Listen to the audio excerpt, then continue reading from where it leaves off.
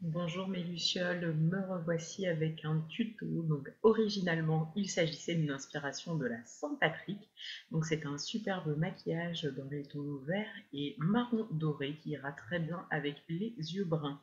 Donc tout premièrement, j'utilise un jumbo eyeshadow, donc pencil de chez ELF. Donc c'est en teinte 21634, donc c'est le Bali Bound. Je l'applique sur les deux tiers de ma paupière mobile, donc ce qui va me permettre donc d'avoir l'accent sur à peu près le premier tiers interne et faire une jolie transition également avec le marron doré. Donc le deuxième crayon est également de chez ELF. La référence, c'est le 21113. Il n'y a pas d'autre nom, en tout cas, sur mon crayon.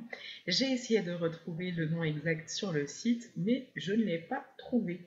Donc, ce sont des crayons crème qui vont faire une très jolie base pour le maquillage. Vous pouvez également les porter tout seul.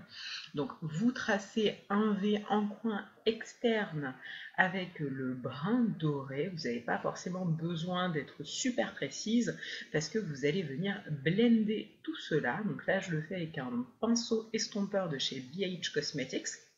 Donc je commence par le coin interne, donc je vais jusqu'à la limite du marron, ce qui permet de flouter un tout petit peu les bords. Ça me permet également d'avoir le crayon vert qui va venir en fait un petit peu s'incruster dans la paupière. Et pour avoir ce côté couleur un petit peu plus vive, je reviens rajouter un petit peu de matière et j'en profite également pour en mettre sur le premier tiers à peu près de mon ras de cils inférieur. Donc ce sont vraiment des couleurs qui sont complémentaires avec les yeux marrons. Donc je reviens avec mon pinceau estompeur de chez BH Cosmetics avec lequel j'ai estompé donc le vert et je viens estomper le marron doré, ce qui va permettre d'avoir une belle transition. Les couleurs vont venir se marier un petit peu. Je viens rajouter un petit peu de crayon vert donc dans le crease, mais vraiment partie coin interne, premier tiers de l'œil. Je continue à bien travailler les fards crème. Alors là, vous voyez que j'ai du mal à estomper par rapport à l'autre œil. Donc c'est déjà que j'ai attendu trop longtemps. Donc ce que je vous conseille de faire, c'est vraiment estomper d'abord le tout et rajouter de la matière. Donc si vous me voyez chantonner, c'est voilà, c'est la vie, j'écoute de la musique en me maquillant. Donc là, je prends des pigments de chez Bella Pierre. Donc je vais prendre un espèce de vert vif. J'aurais bien voulu avoir un beau vert sapin, mais je n'avais pas. Donc, comme j'ai déjà pas mal de pigments, je pense pas en racheter, mais ça pourrait être quelque chose de sympa. Donc, je prends un pinceau plat, je prends mon Fix Plus de chez MAC. Donc là, depuis, j'ai acheté le mixing Solution pardon, de chez Kiko, donc que j'ai déjà testé pour un autre tutoriel et qui marche aussi bien, voire mieux. Donc ça vous permet en fait d'éviter quand même un minimum les chutes. Comme vous voyez, je viens l'appliquer là où j'avais déjà posé le vert en crayon crème.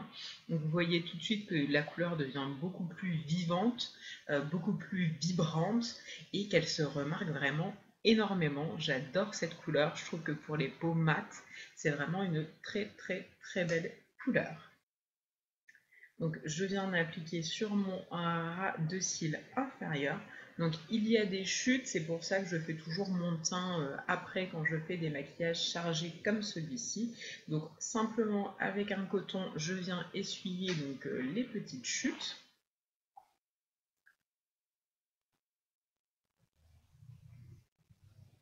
Donc je fais la même chose pour l'autre côté, j'en prends, je tapote pour pouvoir enlever tout ce qui n'a pas adhéré avec le Fix Plus de MAC donc, sur le pinceau.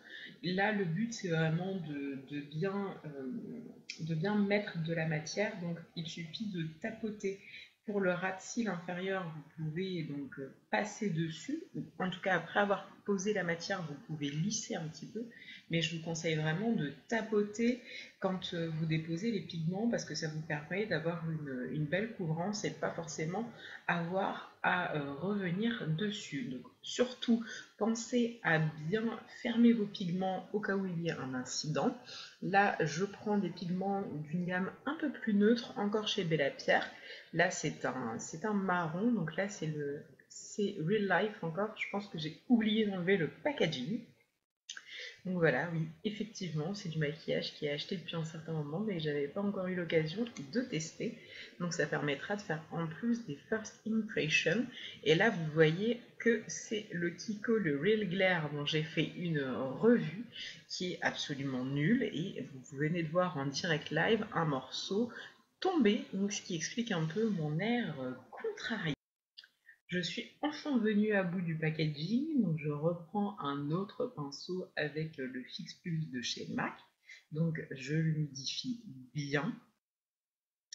Je viens prélever donc mes pigments qui sont dans les tons marronnés pour pouvoir faire ressortir le crayon crème en fait de chez ELF, le 2113. Donc je vous dis, il n'a pas de nom. Donc je viens l'appliquer avec l'aide du pinceau plat sur la partie coin externe de mon œil. Donc je tapote, je tapote, je tapote. Le côté en plus agréable, c'est que comme c'est un petit peu humidifié, je trouve que le côté irisé ressort vraiment très très bien. Donc ce sont des maquillages que j'affectionne tout particulièrement. Donc j'essaye de pas trop revenir en fait à l'intérieur du coin interne sur la partie cuisse pour vraiment essayer d'étirer un maximum mon œil. Donc ça je vous le conseille pour éviter d'avoir justement une barre de couleur et de fermer le regard. C'est vrai que comme le faisait remarquer Caroline de la chaîne So Caroline YT, donc pour YouTube, c'est vrai que quand vous êtes déjà bien brune comme moi, que vous avez les sourcils qui sont bien fournis, vous n'avez pas forcément besoin d'avoir une couleur très foncée en coin interne, sinon vous risquez d'avoir vraiment un côté sévère, dur et le regard qui soit complètement fermé. Donc ce que je fais, c'est que c'est vraiment en tout dernier lieu que je viens donc estomper vers le coin interne, ce qui me permet de mettre vraiment le minimum de matière possible et ça ne fait pas un côté en fait barre de couleurs. Je ne sais pas si vous voyez ce que je veux dire, mais vraiment avoir quelque chose qui soit trop choquant, ça permet simplement d'unifier un petit peu tout ça. Donc pour les deux derniers tiers de mon ras de cils inférieur, je viens appliquer des pigments donc, de couleur marron, donc les mêmes que j'ai utilisés, marron doré, hein, comme vous pouvez le voir avec les irisés entre la lumière naturelle et puis les lumières des éclairages. Donc je fais une petite bouille, je sais pas, de petite fille triste, je dois être en train de galérer à ouvrir quelque chose à mon avis. Donc je reviens prendre un petit coton pour pouvoir dégager une toute petite quand même marge entre le fard à paupières et les sourcils. Donc j'enlève toutes les chutes pour pouvoir commencer de manière sereine mon teint par la suite. Donc là je vérifie dans le retour miroir si ça me va. Je trouve qu'il y a encore des côtés qui mériteraient d'être estompés et ça je le ferai, enfin, je le ferai après avoir fini de filmer le tutoriel encore d'ailleurs. Là je reprends encore le pinceau de chez BH Cosmetics pour pouvoir blender encore tout ça. Donc, comme je vous dis, on est sur des produits qui sont bien, qui sont pas très chers, mais par contre qui ont tendance à très vite se fixer sur la paupière et à avoir après du mal à les blender. Donc il ne faut pas hésiter à revenir travailler la matière encore et encore et encore et encore.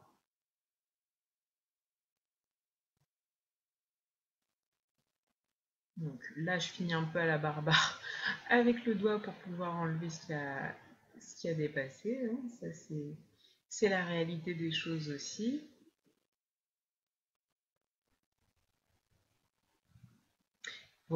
Alors là, dans le retour caméra du miroir, vous avez pu voir la boîte à Pringles de Ron que je n'avais pas le droit de toucher. Ah, la tentation est vraiment là à tous les instants. Donc là, maintenant que c'est un petit peu mieux estompé, où vous avez moins les démarcations, notamment au niveau des V extérieurs, je prends le Schwing de The Balm. Donc j'ai enfin réussi à maîtriser cet eyeliner qui me posait problème, je ne sais pas pourquoi.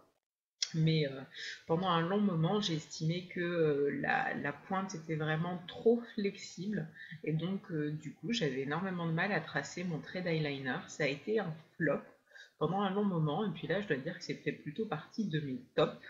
Euh, il me fait penser quand même un petit peu à ceux que j'ai de chez Yves Rocher. La seule chose que j'aurais à reprocher à ceux de Yves Rocher, c'est que la formulation, je pense, n'est pas assez hypoallergénique, en tout cas pour mes yeux. Et c'est vrai que j'ai une sensation de brûlure après l'avoir appliqué qu'avec le Schwing de The Ball, mais j'ai vraiment aucun tiraillement, aucune sensation d'inconfort. Toute la journée, il reste en place.